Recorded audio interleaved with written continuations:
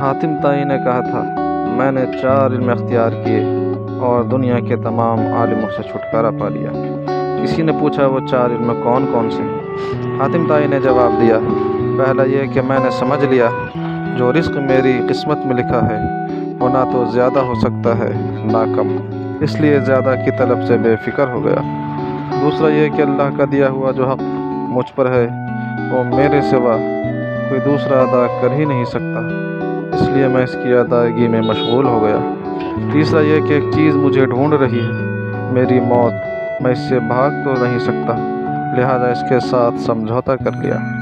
چوتھا یہ کہ میرا اللہ مجھ سے باخبر رہتا ہے، چنانچہ میں نے اس سے شرم رکھی اور برے کاموں سے ہاتھ اٹھا لیا۔ یہ 4 علم زندگی کے لیے ایسی مشعل راہ ہے کہ جس نے بھی اسے اپنا لیا اس کے لیے